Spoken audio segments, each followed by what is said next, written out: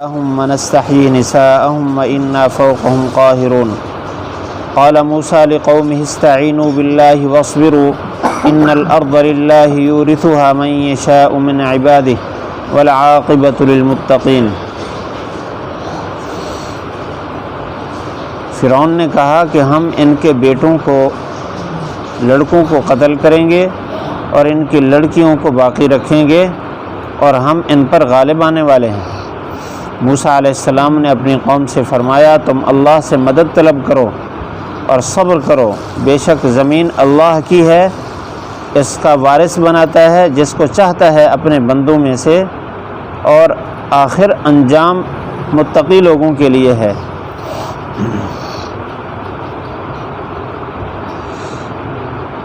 حضرت موسیٰ علیہ السلام نے قوم کو جب دعوت دی فرعونیوں کو، تو اس وقت جو واقعات پیش آئے اللہ تعالیٰ نے ان آیات میں اس کا تذکرہ فرمایا۔ پچھلی آیت میں یہ بات گزری ہے کہ موسیٰ علیہ السلام کے مقابلے میں جب جادوگر سارے کے سارے ناکام ہوئے، اور صرف ناکام نہیں ہوئے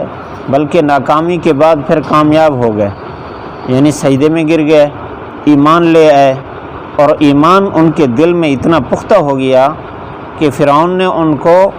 خلاف سے ہاتھ پاؤں کاٹنے اور سولی چڑھانے کی دھمکی دی۔ اس پر بھی انہوں نے برملا کہا کہ اگر ہمیں مار دے گا تو ہم تو اللہ کے پاس پہنچیں گے، ہمیں اس کی کوئی پرواہ نہیں ہے۔ اب فرعونیوں نے فرعون کو اس بات پر ابھارا کہ اب تو ہم شکست کھا گئے ہیں، اگر موسیٰ علیہ السلام کو اس حال میں چھوڑ دیا تو ہماری سلطنت گئی۔ جو کاہن پہلے آپ کو اطلاع دے رہے تھے کہ بنی اسرائیل میں ایک ایسا بچہ پیدا ہونے والا ہے جو تیری سلطنت کو الٹ دے گا، ختم کر دے گا، تو اب وہ تو ظاہر ہو رہا ہے۔ آپ کیا کر رہے ہیں؟ فرعون نے یہ کہا تھا قال سنقتل، اللہ تعالیٰ نے اس آیات میں اس کا تذکرہ فرمایا کہ ہم ان کے لڑکوں کو قتل کریں گے سزا میں، اور ان کی لڑکیوں کو باقی رکھیں گے اور ہم ہی غالب آئیں گے۔ یہ جو سزا سنا رہا ہے فرعون، یہ سزا پہلے بھی دیتا رہا ہے۔ جب موسیٰ علیہ السلام کی اطلاع کاہنوں نے کسی طرح فرعون کو دی اور اس کے دماغ میں یہ بات ڈالی کہ آپ کی سلطنت ختم ہو جائے گی اور بنی اسرائیل ہی ختم کریں گے، اس وقت اس نے یہی سلسلہ کیا تھا کہ بچوں کو قتل کرتا تھا اور بچیوں کو باقی رکھتا تھا، اور اس کی بنیاد میں اس کا ذہن یہ کہ جب لڑکوں نے بڑے ہو کر میرا مقابلہ کرنا ہے اور میری فوج کو ختم کرنا ہے تو لڑکوں کو ختم کیا جائے، اور لڑکیوں میں کیونکہ یہ صلاحیت نہیں ہے، ان سے کوئی خوف نہیں ہے، تو ان کو باقی رکھنے میں کوئی حرج نہیں۔ دوسری بات یہ بھی کہ وہ لڑکیوں کو اپنے گھروں میں نوکری کے طور پر رکھتے تھے، غلامی کے طور پر رکھتے تھے، تو اگر ہم لڑکوں اور لڑکیوں کو سب کو قتل کریں گے تو ایسی صورت میں تو پھر ہمارا خادم کوئی نہیں رہے گا، ہمارا ملازم کوئی نہیں رہے گا۔ اور مفسرین نے لکھا ہے کہ ابتدا میں جب کاہنوں نے یہ خبر دی تھی کہ بنی اسرائیل سے ایک بچہ آپ کی سلطنت الٹے گا، تو پہلا سال اس نے سب کو قتل کیا، اور پھر اس نے ترتیب یہ بنائی کہ لڑکوں کو قتل کرتا، لڑکیوں کو چھوڑتا۔ پھر بنی اسرائیل اور فرعونی نے یہ کہا کہ اگر یہ سلسلہ جاری رہا تو ہمارے جو باہر کے کام ہیں وہ تو لڑکے کرتے ہیں، وہ تو نہیں کر سکیں گے۔ پھر اس نے ایک سال لڑکوں کو قتل کرنا شروع کیا، دوسرے سال میں وہ چھوڑ دیتا تھا۔ یہ سلسلہ اس نے اختیار کیا، اور مفسرین نے لکھا ہے کہ 90,000 بچوں کو اس نے اپنی ماؤں کے سامنے قتل کیا، 90,000 بچوں کو۔ اور ایسی صورت میں کیونکہ وہ دبک گئے تھے، بنی اسرائیل ڈرتے تھے، تو اس کا ایک تجربہ ہو چکا تھا کہ یوں لڑکوں کو قتل کرنے سے، لڑکیوں کو باقی رکھنے سے ان لوگوں کی ہمت ختم ہو جاتی ہے، اس لیے دوبارہ وہی سزا سنا رہا ہے سنقتل ابناءہم ونستحیی نساءہم وإنا فوقہم قاہرون، لڑکوں کو قتل کریں گے، لڑکیوں کو باقی رکھیں گے اور ہم ہی غالب آئیں گے۔ ادھر بنی اسرائیل نے موسیٰ علیہ السلام سے یہ بات کی، اگلی آیت میں بھی آ رہا ہے کہ آپ کے آنے سے پہلے بھی یہی سزا تھی، آپ کی بعثت کے بعد بھی ہمیں یہی سزا مل رہی ہے، تو آپ کے آنے کا تو کوئی فائدہ نہ ہوا۔ موسیٰ علیہ السلام نے ان سے فرمایا، وقال موسیٰ لقومہ استعینوا باللہ، موسیٰ علیہ السلام نے اپنی قوم سے فرمایا کہ تم اللہ سے مدد طلب کرو، واصبروا، اور صبر کرو۔ اللہ تعالیٰ نے ایمان والوں کو قرآن مجید میں ایک جگہ فرمایا، یا ایھا الذین آمنوا استعینوا بالصبر والصلاۃ، اللہ سے مدد طلب کرنی ہے۔ اللہ کی مدد دو صورتوں میں آتی ہے، ایک آدمی صبر کرے اور دوسرا نماز پڑھے۔ یہاں بھی صبر کا معنی اور اس جگہ پر صبر کا معنی یہ ہے کہ صحیح راستے پر ڈٹے رہیں، صحیح راستے سے پیچھے نہ ہٹیں،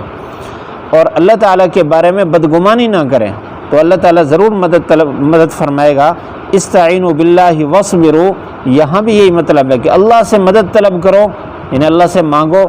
جو نماز کے ذریعے مانگنے کا طریقہ ہے وہ اختیار کرو، اور اسی طرح جو دوسرا اعمال کے ذریعے ہے صبر، گناہوں سے بچ کے رہنا اور نیکی پر ڈٹے رہنا،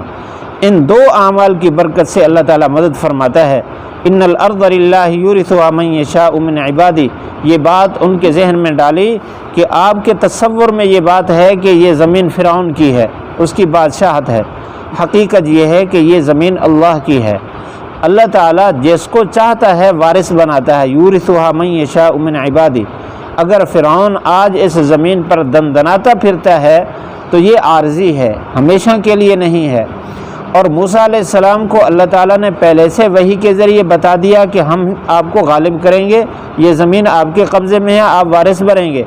موسیٰ علیہ السلام تو نبی تھے، اور نبی کو غیب پر جتنا یقین ہوتا ہے اتنا امتی کو تو نہیں ہوتا، اس لیے موسیٰ علیہ السلام نے یہ بات فرمائی کہ یہ فرعون اس کا وارث نہیں ہے، اللہ تعالیٰ جس کو چاہتا ہے وارث بناتا ہے۔ یعنی اس میں یہ بات بتا دی کہ آپ پریشان نہ ہوں، اس کا یہ اقدام، اس کا یہ ظلم، یہ عارضی ہے،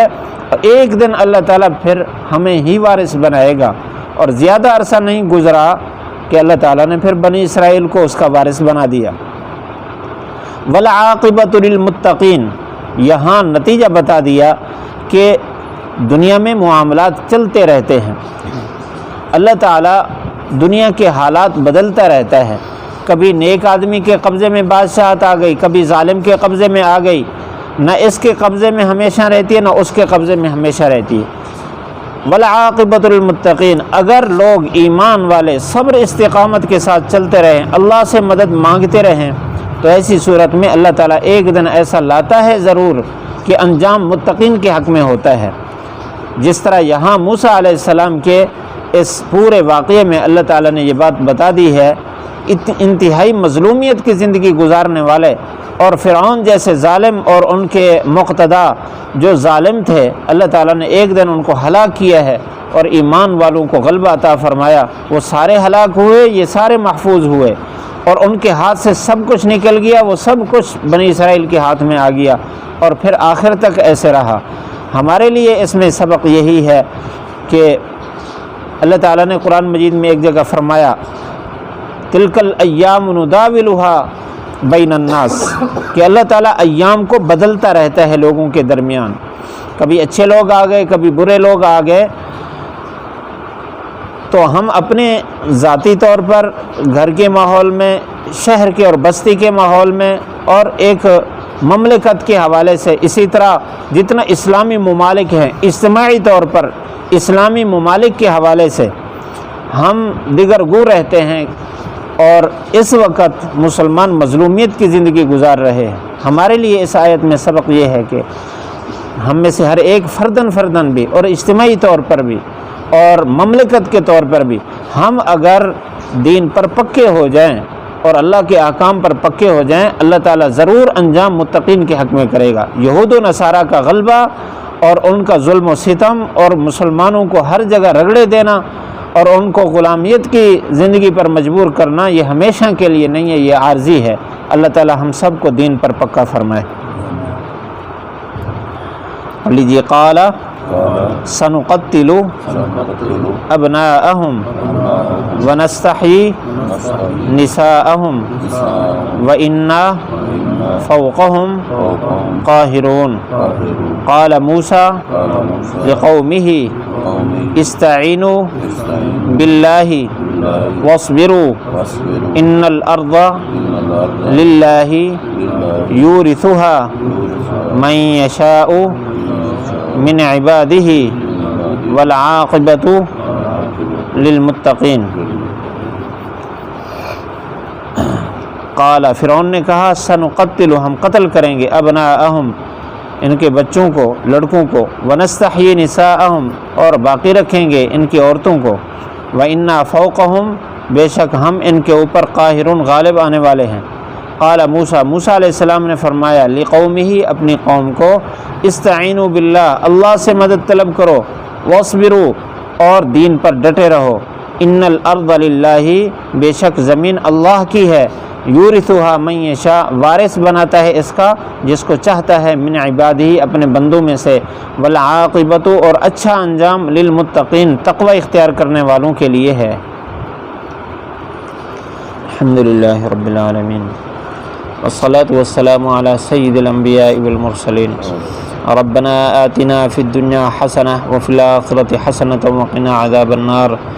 یا اللہ ہم سب کی بخشش فرما، ہم سب کے سارے گناہ معاف فرما۔ یا اللہ ہمیں دین پر ڈٹے رہنے کی توفیق نصیب فرما، نیکی پر ہمیں پکا فرما، گناہوں سے ہماری حفاظت فرما۔ یا اللہ ہماری زندگی کا ہر لمحہ یا اللہ ایمان کی سلامتی کے ساتھ تقوی کے ساتھ ہمیں گزارنے کی توفیق نصیب فرما، سنت والے اعمال نصیب فرما۔ یا اللہ گمراہی ضلالت سے گناہوں سے بچا، برے ماحول سے بچا، ہماری نسلوں کے ایمان کی حفاظت فرما۔ یا اللہ ہمارے نسلوں کے اعمال کی حفاظت فرما، ہمارے گھروں میں دین کو زندہ فرما، ہم سب کو قرآن مجید کا عشق اور محبت نصیب فرما، قرآن مجید سے ملنے والی ہدایات اور سبق کے مطابق ہمیں زندگی گزارنے کی توفیق نصیب فرما، ہمارے بیماروں کو صحت نصیب فرما، حاجی نور محمد صاحب کو بھی صحت تندرستی عافیت نصیب فرما، باقی جتنے ہمارے نمازی احباب بیمار ہیں سب کو صحت نصیب فرما۔ یا اللہ تمام مسلمانوں کو عافیت والی زندگی نصیب فرما، حفاظت فرما، ہمارے اس اسلامی مملکت کی حفاظت فرما، اس کے چپے چپے کو اسلامی نظام کے لیے قبول فرما، ہر فرد کو مکمل اسلام نصیب فرما اور مکمل دین پر چلنے کی توفیق نصیب فرما۔ عالم اسلام جتنے اسلامی ممالک کے ہیں سب کو آپس میں اتفاق اتحاد ایمانی غیرت نصیب فرما۔ یا اللہ ہم سب کو یہود و نصارہ کی غلامی سے بچا، یا اللہ ان کی اقتداء سے بچا، یا اللہ ان کے ظلم و ستم سے بچا، عافیت نصیب فرما۔ ربنا آتنا فی الدنیا حسنہ وفی الآخرۃ حسنۃ وقنا عذاب النار، وصلی اللہ تعالی علی خیر خلقہ محمد وآلہ وصحبہ اجمعین۔